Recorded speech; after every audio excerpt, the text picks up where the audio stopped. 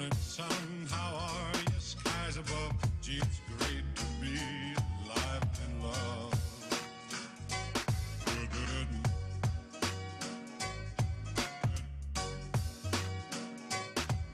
good morning, sun. Good, good, good morning. Good, good morning. Good morning, sun. How are you? Skies above. Gee, it's great to be alive and love. Good, good,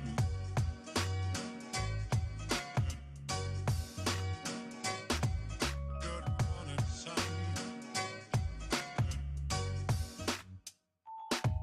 Good morning, life. Good morning, sun. How are you? Skies above. Gee, it's great to be. And good morning, afternoon, evening. Cheers. I had a fun experience at the car dealer trying to get my car repaired. And being the ERP geek that I am, the entire process made me think of analogies to ERP systems, starting with, as soon as I rolled up, the woman says to me, our computer system is down.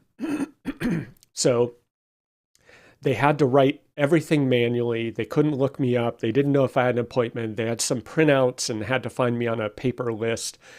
And I was like, system outage. I'm kind of familiar with that concept. And so the entire day brought many analogies to ERP systems. And I apologize. I seem to have this eternal cold that just won't go away. It's minor, but so if I burst into a fit of coughing, I apologize. Okay, so let's give you some context here. So I have a car. It's nothing special. It's just an SUV. It happens to be a Toyota 4Runner, which in the US is not an uncommon vehicle. It's a fairly common vehicle. I see it all the time in California.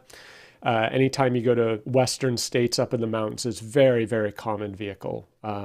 It has, kind of outdoorsy, off-roady type of thing. And you can get just the basic version. You get a fancy version. And so it's just an SUV, right? So we go camping. I got this primarily because I go out in the desert, go camping, hiking, things like that. And I've taken my old Honda Accord passenger car and then a minivan out in the desert. And I will tell you that is not recommended.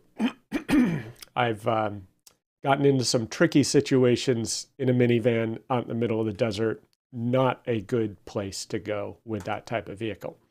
So I got this, okay, it's more appropriate for doing this type of thing.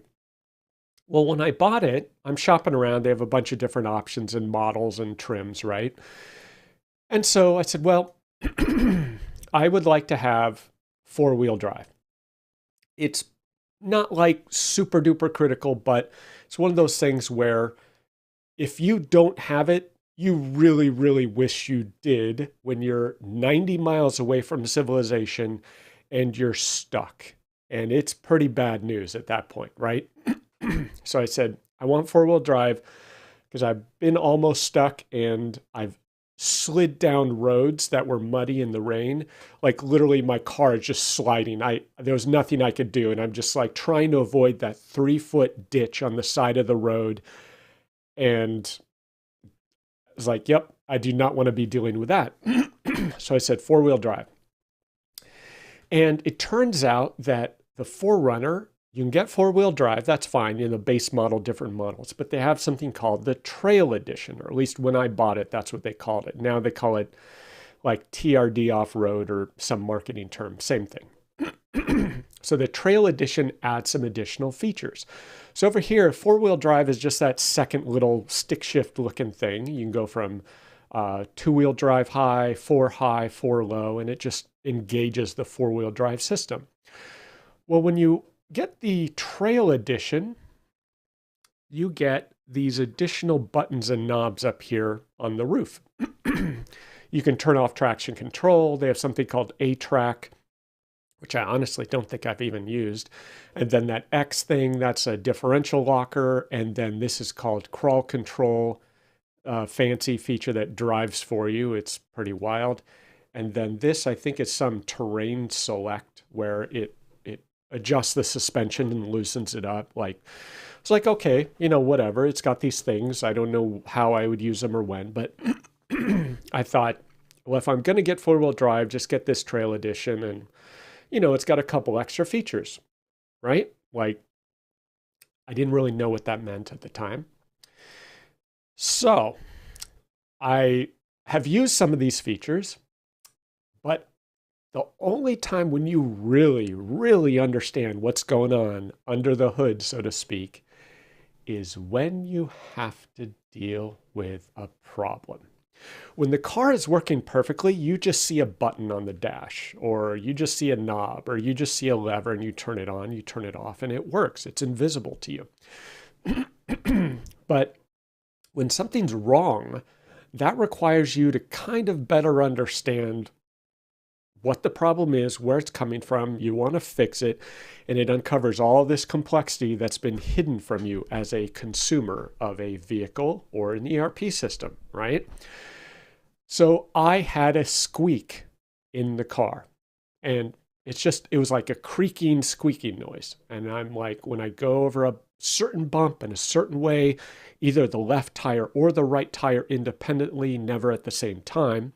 If I go over a speed bump, both wheels, no noise. If I go over a speed bump with the left tire, noise. Right tire, noise. So I'm like, seems like a suspension issue. And it seems like when the left or the right do it, it causes this noise. So I think it's something like the sway bar, or something about how the left and right interact independently. So I go to the dealer. I'm like, yeah, there's this noise. They drove the car. They're like, yeah, I hear it. Don't know what it is, but we'll see what we can find. Well, if you look at that suspension, there are a few things going on under there. And it is not at all obvious where a noise might be coming from. So the features that I happen to choose, the four-wheel drive plus the Trail Edition and those buttons and knobs, this is the complexity that those buttons and knobs are masking. And that complexity also comes into play when you have something as simple as a squeak or a creak or whatever, a noise. So they say, well, to start, we have a $175 diagnostic where we'll look at it, we'll check it out, we'll look at the suspension, see if we see anything visual. Like, there's not a ton they can do other than try to look, inspect, and see if there's anything wrong, something loose, something broken, a bushing that's not right, whatever. So there's some cost because it takes them time. Like, they're not, replacing parts or anything, but it's just their time. Just like an ERP consultant, like, I don't know what the problem is. I'm going to have to look at errors, look at the configuration, look at your environment, and try to figure out what the problem is. So they look and they're like, we're unable to see anything. We looked, suspension looks fine, nothing's wrong, nothing's loose, nothing's obviously worn. So we don't know where the noise is coming from. So we're going to have to do a second level diagnostic, and that's at least $500 because it requires at least typically 2 of their technicians, and they got to hook up a bunch of audio sensors to figure out what's going on or isolate where it's coming from. Fortunately, I was able to hook up my own microphones. That's a whole nother story. I figured it out. It had nothing to do with the suspension. It was the hood. These little rubber knobs on the hood that keep it from, flopping around. Over time, they'd loosened up a little bit and compressed a little bit. So the hood was squeaking when I went over to a bump, and there was just enough flex in the body or frame or whatever that the hood was making this noise. So I tightened those knobs up. I've ordered replacement rubber bumpers. As far as I could tell, the problem is gone. It would have taken me probably well over $650 and a couple hours of their technicians' time, if they would have found it, to tell me that it was actually the hood squeaking and not my suspension. So you're seeing complexity, cost, time, because these systems start to get complex, right? Well, in the process of looking for this problem, guess what? We found something else. And I noticed this and I told them about it. I'm looking for the problem, like where could it be coming from? I crawl into my car and I see this. So this is a hydraulic cylinder, part of the fancy schmancy off-road package. It's something called KDSS, which stands for something. It's a Toyota off-road four-wheel drive suspension component, and it's proprietary to Toyota. And it is a high-pressure hydraulic system. And this is just a hydraulic cylinder, right? It's kind of like a shock absorber, but it's under pressure, and it has hydraulic fluid in it. And it controls essentially what is a sway bar that prevents body roll. And so when you're driving on the freeway, this is stiff. When you go off road, this opens up valves such that the hydraulic fluid can move, and it loosens up the suspension and gives you a lot more movement in the suspension. This is just a cylinder. It holds hydraulic fluid. And as you can see from that boot there, it is leaking, presumably. Guess how much that hydraulic cylinder costs? It's just a hydraulic cylinder. There's no computer chips. There's no valves as far as I know. It just has a hose in, hose out, and hydraulic fluid in there. $1,000 for a dumb metal tube with hydraulic fluid in it. That's just the cost of that part. Based on looking online, that looks like the right part. The dealer couldn't look up the cost because their computer systems were down. So I believe this is a $1,000 part. And I'm guessing it's so expensive because it came from the Lexus division or something. It's used across Toyota, Lexus, dozens of vehicles worldwide, but for some reason, it's $1,000. That does not include replacement costs, where they're going to have to come in, take it off, put the new one on, bleed the system, repressurize, which requires specialized tools. So I'm guessing easy $1,500 repair for this one part. It's not completely broken. It's just leaking. Wow. And even better, the woman says to me, I don't think we've ever seen a problem with this before. We don't think we've ever ordered this part before, and we don't even apparently require specialized tools, which I'm assuming refers to the repressurization, the hydraulic system. She says, we don't even know if we've done this repair before. She says, we'll figure it out because, we have the manuals and everything, but it may just take us time to order the parts, make sure we have the tools, blah, blah, blah. Like, great. So not only is it the cost of the part, there's knowledge and experience, and I'm assuming they'll do it right. But like if you're in the ERP world, you may not be able to find anyone who's done this before, right?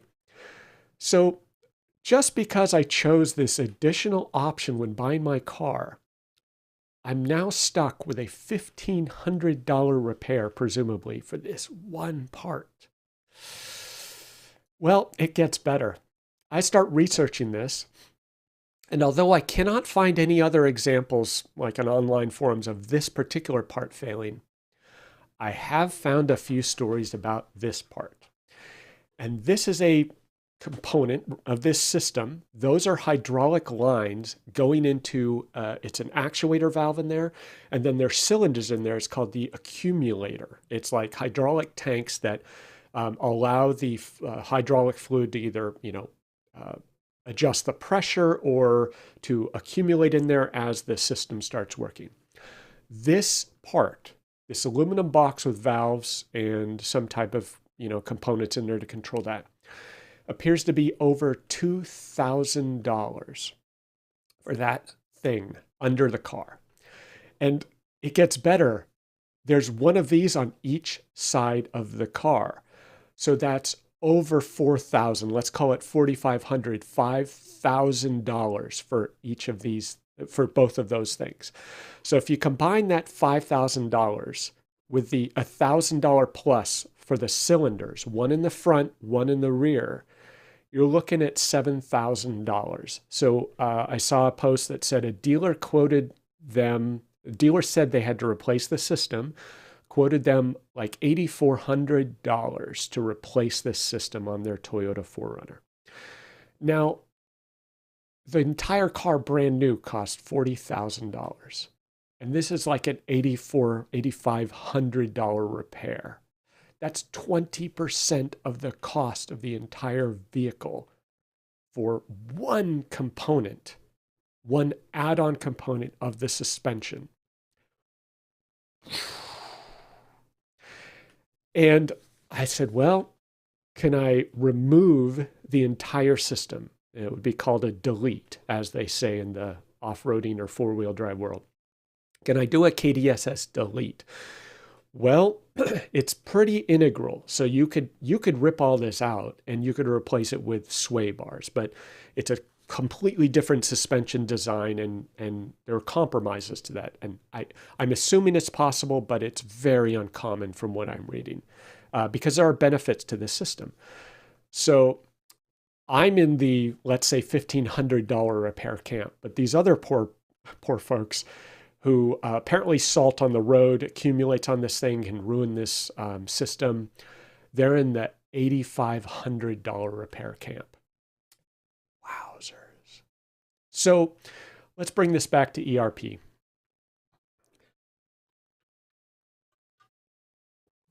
When you're shopping for your ERP system or your customer is, there's what I would say common versus less common ERP systems. And just to take it back to the very beginning to make that stick, when I purchased this, I wanted the four-wheel drive trail edition. There were exactly 0 of this particular model in all of greater Los Angeles area. That's over 15 million people. And if you extend it a little further, you're talking right 23 million people. There were 0 for sale anywhere. So I was able to buy this one because the dealer called around to other dealers and found one 60 miles away, had just come in off of a truck from Japan, and she had to do a 3-way swap in order to give that one dealer the replacement vehicles they wanted in order to get my car that I wanted.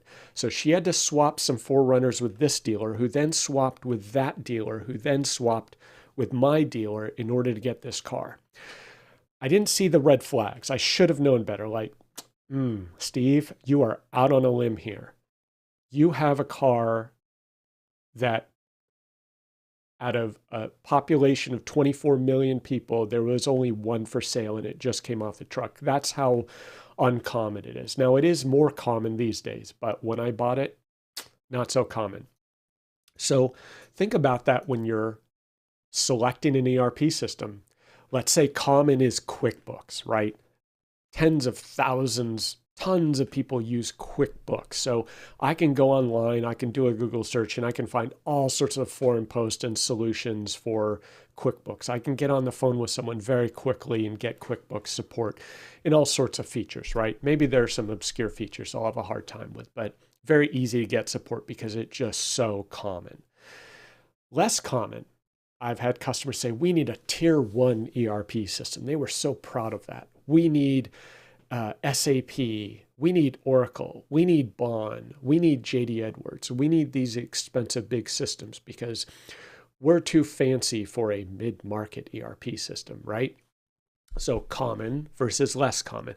We need F&O, Dynamics 365 Finance or Finance and Operations, whatever it's called these days. Well, that's a multi-million-dollar request right there, right off the bat. And the number of people that can service finance and operations versus Dynamics 365 Business Central, far smaller subset of expertise there, right?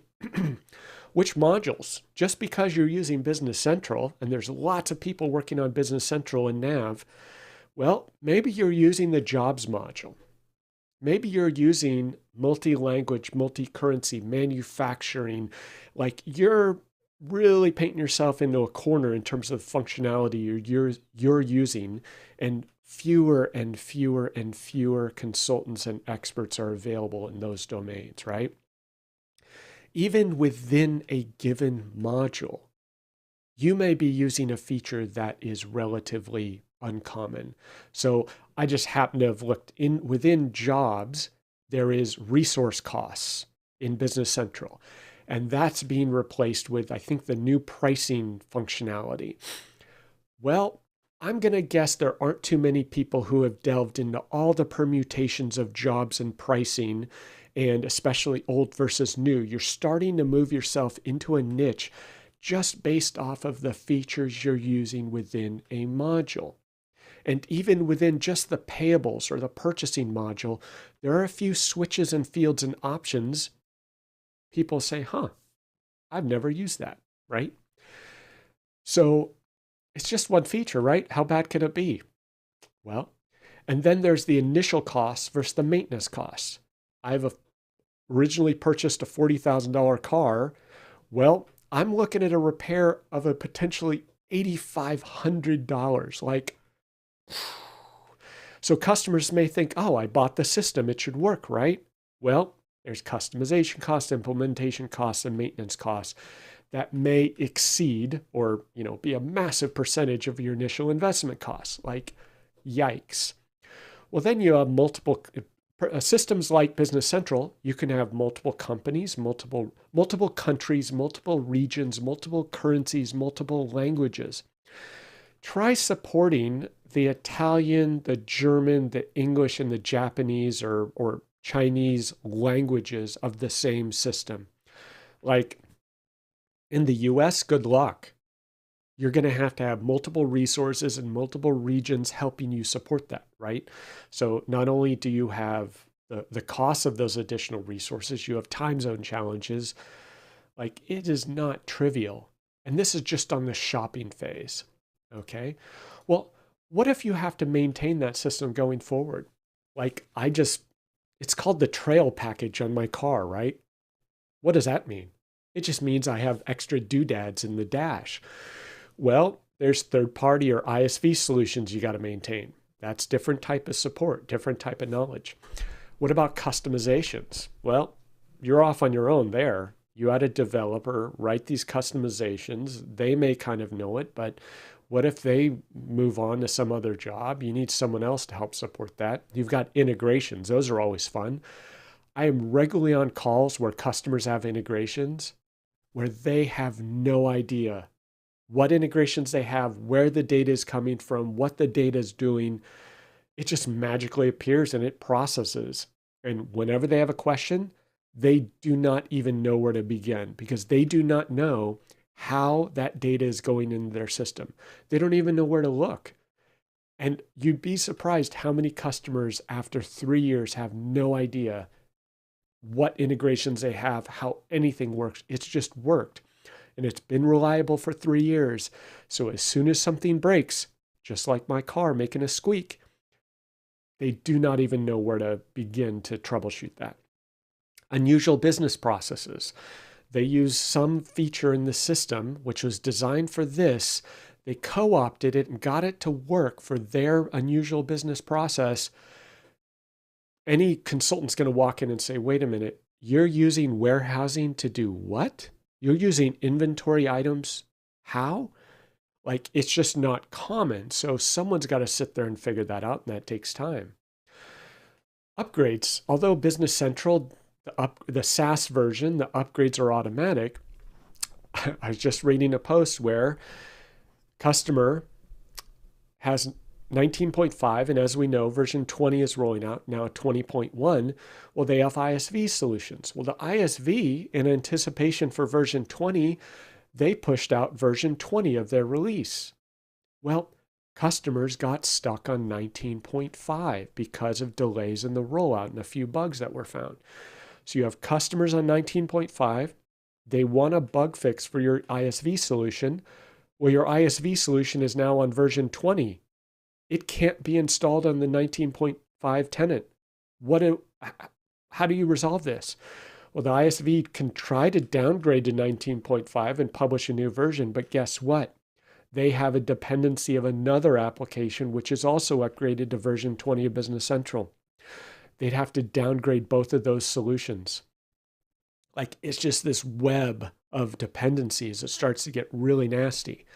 In the case of my car, I am absolutely horrified of all the supply chain issues that this $1,000 part may have a 6-week back order. Like, I mean, there's nothing I can do, but there you go. Um, so upgrade dependencies, right? Deprecated features. A lot of dependencies on the old SMTP and Business Central email features. ISV solutions are moving to the new email functionality. Well, there's a gap between 19 and 20, and it's hard to bridge those gaps.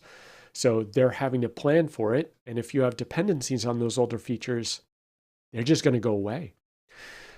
And then knowledgeable resources. Like the dealership told me, we don't think we've ever, like they didn't know what KDSS was, which kind of concerned me.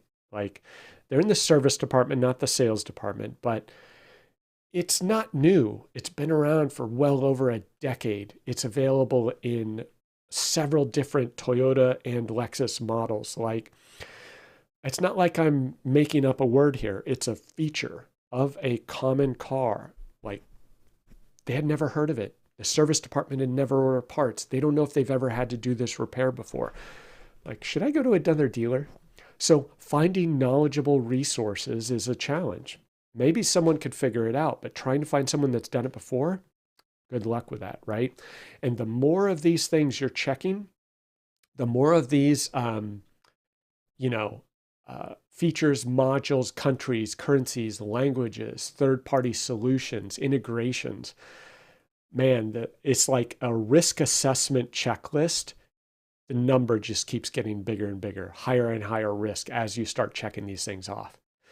So for most customers, it's too late, right?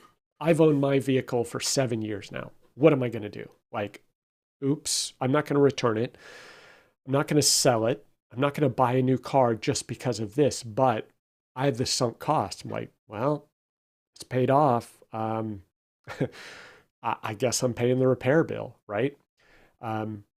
Repair versus replace, usually not an option for my car, for the customer's ERP system. If they've implemented it, paid for it, they may have a $5,000, $10,000, $20,000 bill to do whatever they're looking to do.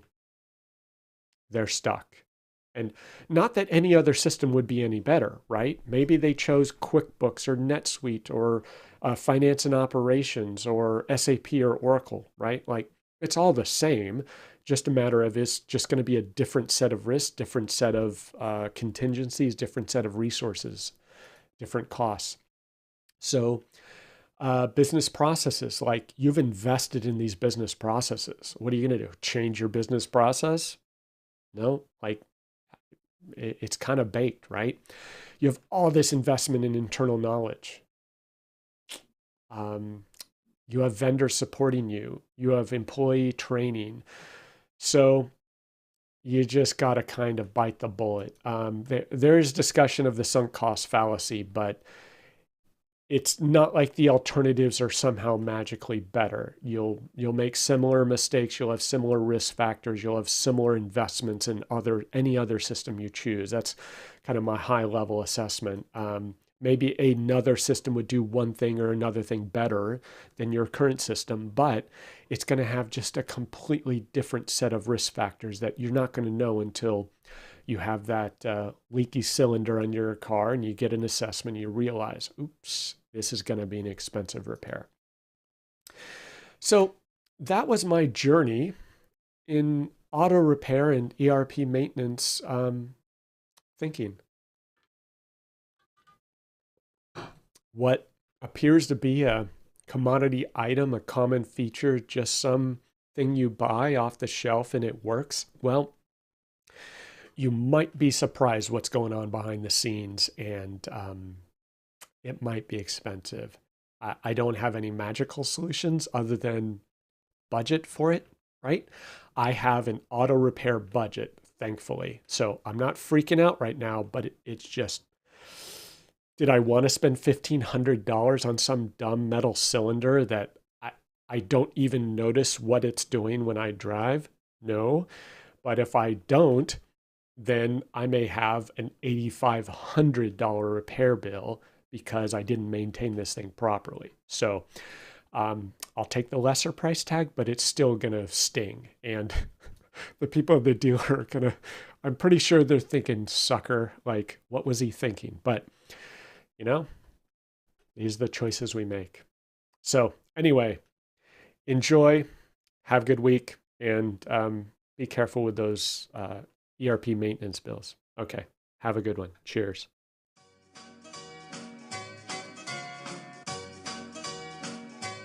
Good